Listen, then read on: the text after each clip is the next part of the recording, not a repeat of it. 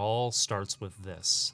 A box containing the ultimate power, the knowledge I've been seeking, answers to questions I've long had, arcane wisdom known only to the cosmos. Within this box is everything I've ever wanted. Truth, certainty, etc., etc. I'm moments away from making the null element mine.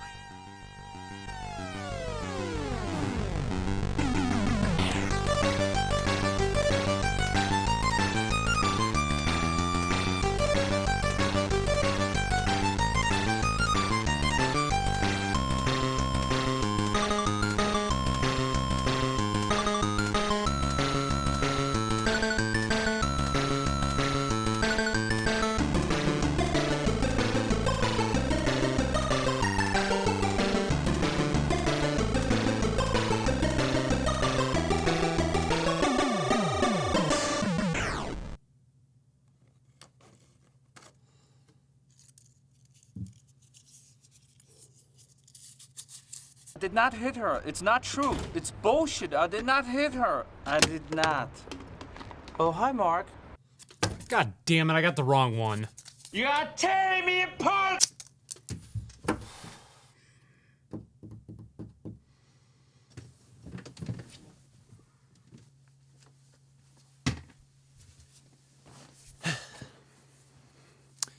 Why hello you lovely little peppercorns, my name's Noah Lee, and there are no good mobile games, is a phrase I often hear when the subject of smartphones crops up while talking about video games, as I often do, and I could see why, because a quick look at any mobile game storefront and you're sure to see nothing but a bunch of crappy idle games, this week's basic tower defense game with the same tired mechanics, weird pay-to-win RPG thingies, and some other garbage that I don't even know how to classify.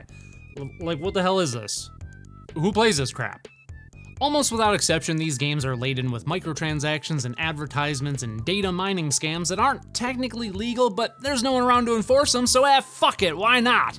Combine this with the fact that the AAA gaming industry is constantly dumping mobile tie-in garbage games out as a way to promote their latest blockbusters and scrape up a few more bucks off the backs of parents' credit cards that are probably being used without their knowledge either by themselves or their kids who are actually making the purchases, and it's easy to see why this aspect of gaming, as large and profitable as it is, doesn't have the best reputation.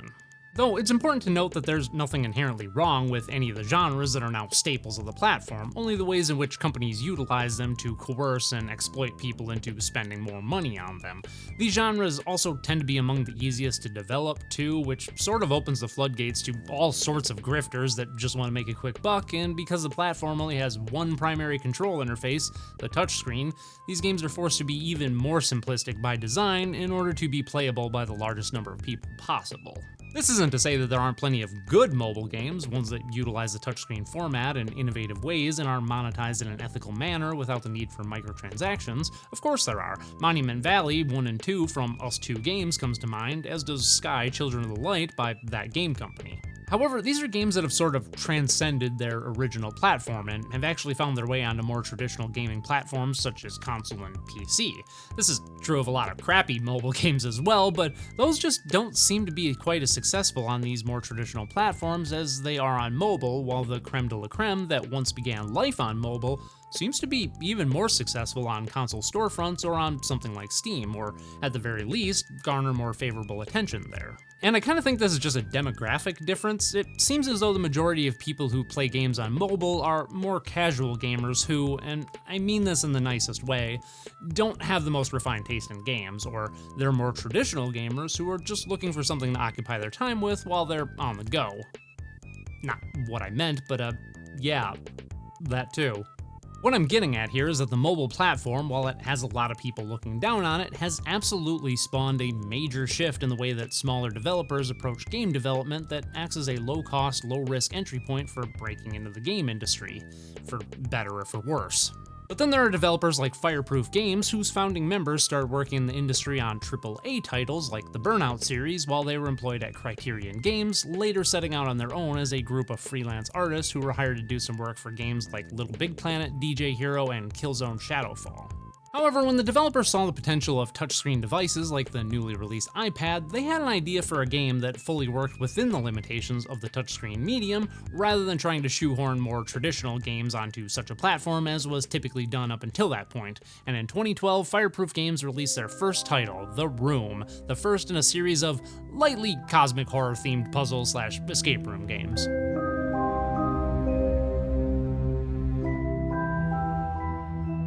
All of the games in the series began life on the App Store, but have since made their way to Android, Nintendo Switch, and PC, which is how I play the games, where they've garnered a sort of cult following of dedicated fans, and with good reason, because these games are fantastic and among my favorite puzzle games of all time. Ostensibly, The Room and its sequels are escape room games, or digital puzzle boxes, or point-and-click adventure games. They're kind of all the above, actually, all of which is, perfect for the touchscreen medium, as you can kind of just touch and drag to interact with stuff, or point-and-click with a mouse on PC, which controls just about as well, in my opinion. Though occasionally it can be quite tricky to open up a hinged item like a cabinet door or an old-timey switch or something like that. Just get over there, geez, come on, just do it. Will you just do it? God! So we're gonna do something that I rarely do on this channel, which is take a look at an entire series of games in one video. In fact, I think the only time I've ever done that was that one Bubsy video I made about 5 years ago. So yeah, not something I typically do, but I think it makes sense for this series since each game is so similar to one another, with each sequel acting more as a new chapter in a larger project than a true sequel. The Room 1 opens with your unnamed character entering a dark room of the mansion of someone that you know, someone who, it's soon revealed, has gone missing. This person, known only by the initials AS, has tasked you with opening up their special safe where they have left you an item of great importance. This safe acts as the tutorial of the game that sees you solving riddles, the solution of which must be found somewhere on the strange device, using various keys to open smaller puzzles on the face of the safe itself, and using a mysterious eyepiece to reveal hidden clues that may or may not be leaking out of an eldritch dimension from the far-flung reaches of the cosmos. I wouldn't worry about it. It's probably fine. Gameplay-wise, the Room series is probably most closely related to Myst and its various sequels, but whereas those games tended to be these sprawling adventure titles that take you to many different locations and have you solving puzzles that span great in-game distances, the Room series is more tightly focused and its puzzles more intimately designed. Much of this difference probably comes down to the lack of hardware limitations and the greater screen resolution than the Myst games had at their disposal, as the Room games are far more detailed, they don't rely on pre-rendered graphics, and as such the developers were able to really dig deep with their puzzles, providing a more laid-back and less tedious experience than Myst, while also giving the player quite the unique challenge as well. Each level in the first The Room quite literally revolves around a puzzle box of this kind, all of which are very intricately designed and detailed with a lot of moving parts, different and unique ways for the puzzles to be solved, and little nooks and crannies that can be easily overlooked if one isn't careful. All of this starts out innocent enough, but as the game goes on, the puzzle boxes you're working with and the ways in which you solve their tasks begin to take on an increasingly darker tone and a Lovecraftian mystique, all of which coincides with a low-key narrative that clues you in on just what awaits you once you finally obtain the item that AS has left for you. It isn't long before you begin to realize that this item is the mythical null element, a theoretical 5th addition to the 4 classical elements, which of course are water, fire, air, and dirt. Fucking magnets, how do they work? See what I mean? Classic. Each game revolves around this null element as the primary MacGuffin, and several Lovecraftian-esque protagonist rich person intellectual douchebags who are a little too infatuated with powers that are far beyond their understanding and probably shouldn't be meddled with at all, but again, it's fine. It's all in the name of science, baby. Or I guess alchemy, technically. And you can probably imagine how it goes from there. The Lovecraftian elements in this series cannot be understated, as at its core, this is a series of cosmic horror games, but they aren't overtly, overt with this theming or each game's narrative, as those elements exist in the background for observant players to find and appreciate, meaning that, hey, this is actually a series of games that knows how to tell a story that's enhanced by the medium of video games rather than being hindered by it. i.e., it's there to enhance and give context to the gameplay while the gameplay further reinforces the story. Hell yeah! So while I would consider these to be horror games, they're not horror in the sense that they're going to get under your skin and give you the creeps, but instead the kind of horror that's going to worm its way into the darkest recesses of your subconscious, reminding you of how tenuous our place within the universe is, and that there are things that may or may not exist all around us that defy explanation, which can only be seen if we're brave enough to slow down and acknowledge them. Spooky. Like I said, all this exists in the background, and if you don't care about it and just want to solve some excellent puzzles, that's an option too. And puzzles you will solve, because goddamn are these games filled to the brim with intricately designed and unique challenges, as well as twists on classic puzzles, variations of which you've probably seen before, for good measure.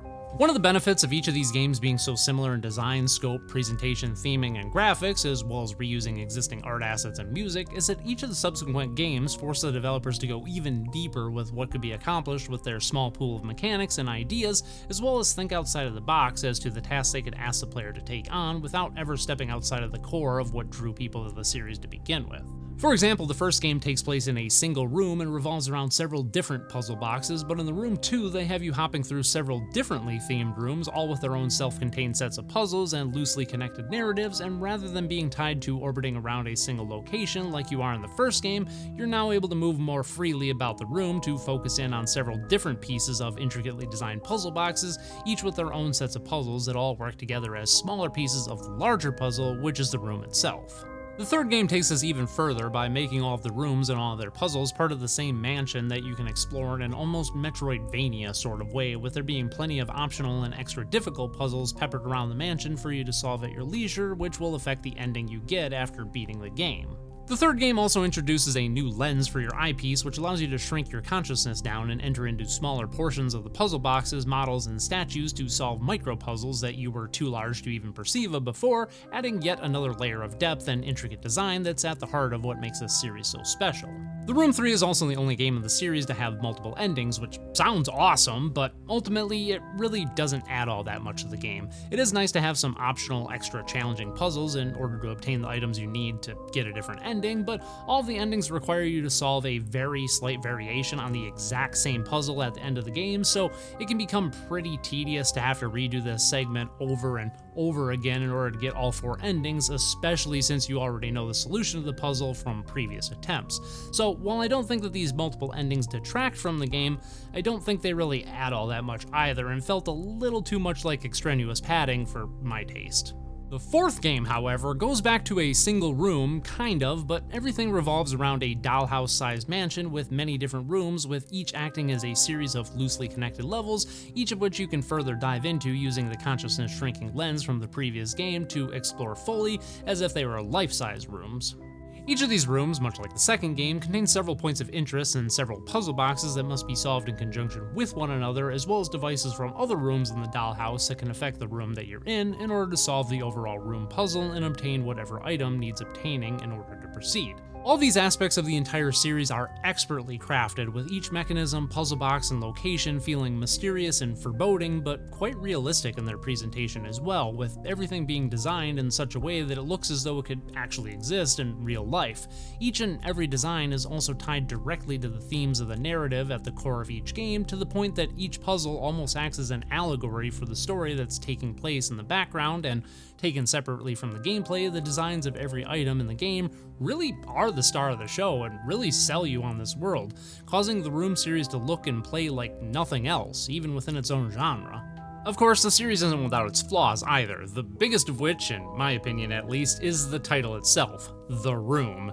It kinda boggles my mind that a team that's clearly full of very talented and creative individuals could give such a generic title to such a unique series of games. If you search for this game online, you'll most likely stumble upon the Tommy Wiseau movie, unless you put the word game at the end of your query, but even then you might just stumble upon several other escape room / point-and-click adventure games which are also called The Room, which have nothing to do with the series whatsoever. Personally, I think a better title for the series would have been something like The Null Element, since that's what all these games revolve around, and the fact that none of the games, including the first, take place in a single room, but a series of rooms or an entire mansion. The title just doesn't seem to fit to me, and I do find it interesting that if you search for the phrase The Null Element, the first thing that's likely to come up is a bunch of results about The Room, the game series, or the mythical element from history that the games are referencing, whereas just searching for The Room gives you this. How much is it? It'll be $18. Here you go. Keep the change. Hi, doggy. You're my favorite customer. Thanks a lot. Bye. Gameplay-wise, the series does have a few minor issues as well. The first and second games, for example, are a little rougher around the edges than the third and fourth game, with a lot of their difficulty stemming not from unique puzzle design, but from several puzzles relying on the player noticing a very tiny detail that's the key to moving on to the next step in the puzzle-solving sequence. Indeed, it's quite common in both of these games for you to find and obtain several items and holding them in your inventory, all of which you know exactly what to do with, but there's some little switch somewhere that activates a device that these items go with, preventing you from using them, or there's a hidden nook in the shadows that you've hovered over several times but keep missing because there isn't enough contrast in the lighting for them to be easily visible. In fact, the lighting is probably your biggest adversary in the entire series, especially in the first two games. Because each game takes place in a darkened area with practical lighting from torches, gas lanterns, or steampunk science apparatuses, it can be quite difficult to see a lot of the finer details of some of the puzzle boxes unless you crank your screen brightness all the way up, which totally ruins the mood and washes out everything else. And I'm playing these games in 1080p on a 50-inch TV in a darkened room, so I can only imagine how difficult spotting little things like this on your tablet or phone during the day while you're out and about can be. It's little things like this that occasionally put a damper on the overall experience and make you feel kinda stupid when you overlook something or misunderstand what the game is trying to tell you through its visual cues. There's a spot in the first game, for example, where after placing this device on the table, the camera pans up to show a beam of light emanating from the tabletop, causing a panel on the edge of the table to open up beneath it, revealing two buttons and a dial of some sort. I took this to mean that the buttons and the dial affected the light somehow and kept hitting them and then trying to interact with the light, only for nothing to happen. This stumped me for a solid 10 minutes until I finally gave up and used a hint, which promptly told me to look at the other side of the table after pressing a button, where another panel would open for a few seconds, revealing yet another button. So what I was actually supposed to do was hit a button, rotate around the table, and hit another button before the timer ran out and the panel closed, and continue doing this until a panel opened with an item I needed in order to proceed. That's all fine and dandy and all, but the way you presented this puzzle to me makes it seem as though the buttons affect the beam of light somehow and that was what I needed to focus on. But in reality, the buttons and the light aren't part of the same puzzle or indeed related to one another at all. This sort of thing becomes less of a problem as the series goes on, but for the first two games is an unfortunate reality that very much feels like the developers were still learning the basics of communicating information to the player, which, to be fair, they probably were, seeing as these were only their first and second games. Thankfully though, the very well-designed hint system makes up for all of this. Now, I know veteran puzzle and escape room gamers are probably cringing at the thought of using a hint system instead of taking the time to figure things out for themselves, but when you have minor issues like lighting and poor visual conveyance to deal with, mostly in the first two games, I think relying on such a system is almost by design. Whenever you get stuck for more than 30 seconds or so, a little question mark will appear in the upper left-hand corner of the screen to give you a hint as to what needs to be done in order to complete the current step in the puzzle sequence you're on. However, rather than just giving you a single hint that might spoil the solution for you, Fireproof were smart, providing multiple levels of hints for each step in the sequence. The first level doesn't give away hardly anything, but is mostly used to remind or tell the player about one of those small details that they may have overlooked without giving away anything more or what to do with that information, while the second level is your real hint for how to proceed with a given puzzle, and the third level, and sometimes the fourth and fifth, depending on how complex the puzzle is basically the solution to the current puzzle you can use if you're completely stumped. This works so well, and it made me feel so much more comfortable with using the hint system, as I didn't have to worry about it spoiling the solution for me unless I wanted it to.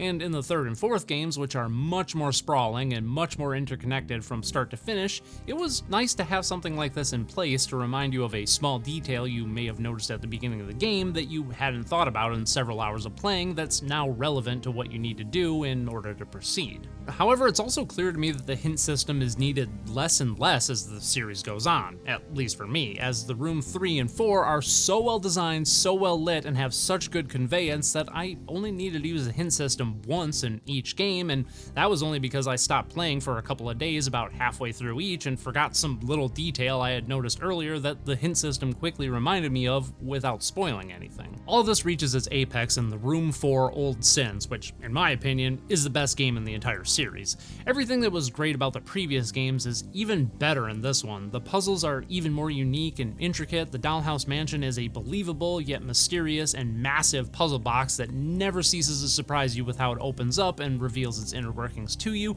and the story is the most fleshed out and most relatable of all of the games, with the environment and the puzzles you solve reinforcing the themes and environmental storytelling in wonderful and surprising ways.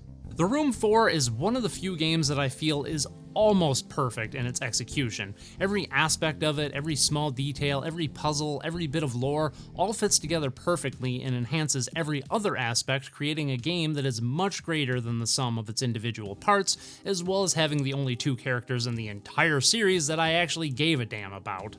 Up until this point, every character that you've learned a little bit about, from AS to the craftsman to side characters and people existing on the periphery and journal notes or photographs, were all pretty generic Lovecraftian, affluent, bored-rich scholar douchebags and their servants that had about as much depth as a petri dish. However, The Room 4 centers on 2 characters by the names of Edward and Abigail Lockwood, both respected scholars and affluent in their own right, but on the cusp of financial ruin due to the inheritance of Abigail's father's mansion, as well as his massive debt, and Edward recently losing his job at the Royal Institute. Edward is given the opportunity to solve their financial woes when he is asked by a group calling themselves the Circle to study the null element. Edward takes the job, not knowing the danger of studying such a strange material, and the rest of the story revolves around the tragedy that unfolds both of these characters because of this decision, with little figurines of Edward and Abigail in the order in which you visit each of the rooms in the dollhouse, retelling the story of what happened to them. It's a tragic story that's told exceptionally well through the interactive storytelling of the game, and left me feeling sorry for and actually caring about the fates of each of them, unlike the characters in the previous games who I felt just kinda got what they deserved. Now, up until this point, I've only been talking about the main series, but there's actually a 5th spin-off game that's exclusive to virtual reality platforms, and I haven't played it, so I guess I lied earlier when I said this was about the entire series, huh? Sorry about that. I'm personally not all that impressed by virtual reality just yet. I've tinkered with it. I used to own an HTC Vive. I have a hacked Oculus Quest 2, which doesn't yet work right without Facebook/Meta's proprietary bullshit, which I refuse to use. But most of what I've seen for this technology doesn't wow me and hasn't yet convinced me that it's ever going to be more than just a niche side gimmick to mainstream gaming. Perhaps a few years from now I'll be proven wrong, we'll see, but it is games like The Room VR, A Dark Matter, which give me hope that virtual reality will one day have more to offer than just glorified tech demos. But I mean, what a perfect series to bring into the realm of VR. This sort of technology feels like it was made for this kind of game, so while I haven't yet played it, it does seem like The Room VR has been getting glowing reviews even from people like me who are still on the fence about VR, and I'm fairly confident that Fireproof Games knows what they're doing at this point, so I'm just gonna go out on a limb and say that The Room VR, A Dark Matter is probably pretty fantastic as well, and if you've played it, let me know what you think, because it's probably going to be a while before I get around to playing it for myself. I love these games, if you can't tell, and it saddens me that there aren't more people talking about them, because they're some of the best puzzle games ever made. The level of love and dedication of Fireproof Games shines through in every aspect, and you can really tell that this is a series that's set out to push the boundaries of the puzzle box/escape room genre in unique and innovative ways, and it did just that. I simply can't recommend it enough. The Room series by Fireproof Games. Play it, or don't. Okay, bye! Now, I see what you got going on here. You got a jackal, it's a mask, it's an Anubis mask, which I think is a jackal, and this globe's gonna come down here, like that. And we're gonna be like, well, what do I do with that? We're gonna put it on the wall right there and see what happens. And look at that, pretty old jackal, and oh God. Oh God. Oh shit!